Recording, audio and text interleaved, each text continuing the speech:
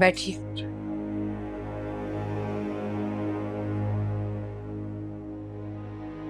आदम भाई, मैंने तो नहीं चाहा था कि इस वाक़े की किसी को खबर हो, लेकिन बात इतनी बड़ी थी कि आहिस्ता आहिस्ता सबको पता चल गई। आपको इस वाक़े की ताख़ीर से खबर मिली, उसमें मेरी ही हिकमत अमली थी। अगर आपको बुरा लगा हो तो मेरी तरफ से माज़रत। जी, मुझे अंदाज़ा है कि आपके लेट बताने पर आपने सोचा होगा कि कौन सी ऐसी अच्छी खबर है जो सबको बताई जाए। मैं समझ सकता हूँ। शुक्रिया आदम भाई कि आपने मेरी इस बात को इस अंदाज से लिया। अब भाभी जान, करना क्या है जो आपका हुक्म है, आप मुझे बता दीजिए। आदम भाई, आज तक सारे फैसले मैं अकेली करती आई हूँ, लेकिन मुझे ऐसा लग रहा है कि इस फैसले में मुझे आप लोगों की मदद दरकार होगी। अगर आप ऐसा सोच रही हैं तो आप अपने हर फैसले में मुझे अपना मददगार पाएंगी। शुक्रिया।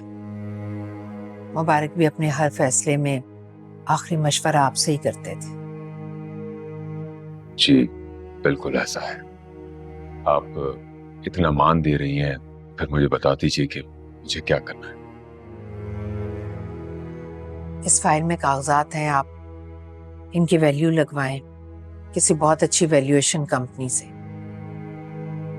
आप समझ रहे हैं ना मैं क्या कहना चाह रही हूँ? जी जी, मैं समझ गया। आदम भाई, मैं बहुत तकलीफ दे फैसले की तरफ बढ़ रही हूँ।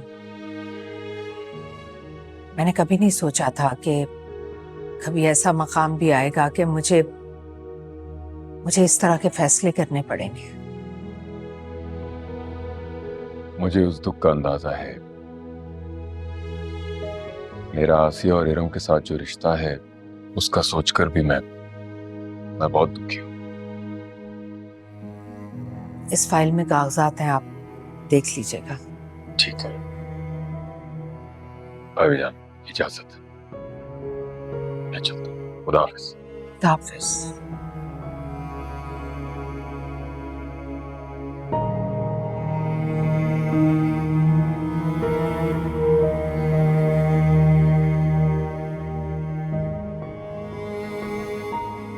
सोनिया, मुझे तुमसे एक सवाल पूछना है और मुझे उसका जवाब चाहिए। खबरदार इरम, सोनिया तुम्हारे किसी भी सवाल का जवाब देने की पाबंद नहीं है और ना ही तुम उससे कोई सवाल पूछ सकती हो। रिफत भाभी, ये क्या हो गया आपको? आप मुझसे किस लहजे में बात कर रही हैं? इतनी अजनबियत, जैसे आप मुझे जानती ही नहीं है।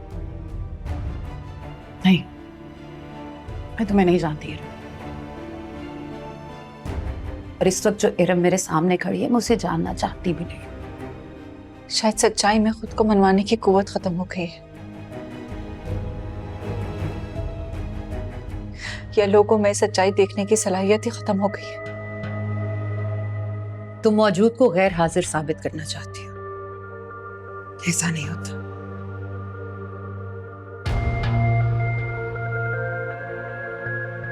इस घर में कोई एक भी नहीं है ना मेरे लिए बोलने वाला। जिसे अपनी जिल्लत करवानी होगी वही तुम्हारे हक में बोलेगा। मुझसे और सोनिया से ऐसी उम्मीद मत रखना।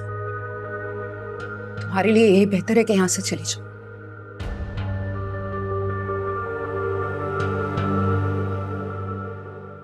कान खोलकर सुन लो मेरी बात। मेरी बेटी से दूर रहो। मैं अपनी बेटी पे तुम जैसी लड़की का साया नहीं पड़ने देना चाहती। मुझे कुछ और कहना पड़ेगा कि तुम यहां से जाओ या खुद चली जाओगी। दोबारा वापस मेरी बेटी के कमरे में मत आना।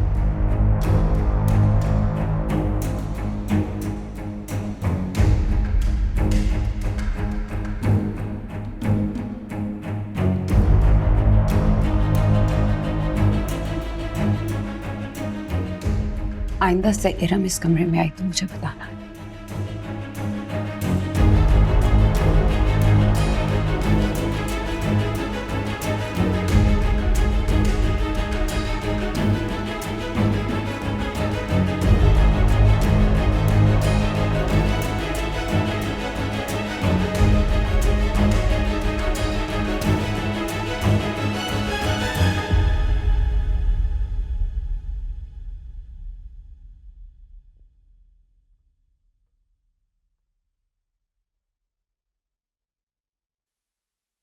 अस्सलाम वालेकुम। वालेकुम अस्सलाम।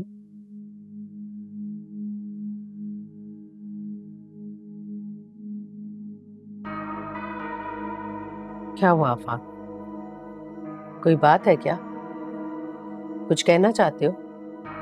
अम्मी जान, मुझे दरअसल आपसे जो बात करनी है, मैं समझ नहीं पा रहा कि कैसे करूं, कहीं आप बुरा ना मान जाए। ऐसे मत कहो, बताओ क्या बात है? आफाक, मैं तुमसे कुछ पूछ रही हूँ, बताओ। इरम के वाकये के बाद मैं सोनिया की वजह से परेशान हूँ। सोनिया की वजह से? क्यों? इरम यहाँ पे ही है, इस घर में, और मैं नहीं चाहता कि सोनिया पे इरम का कोई असर हो। मैं नहीं चाहता कि सोनिया यहाँ रहे इस घर में।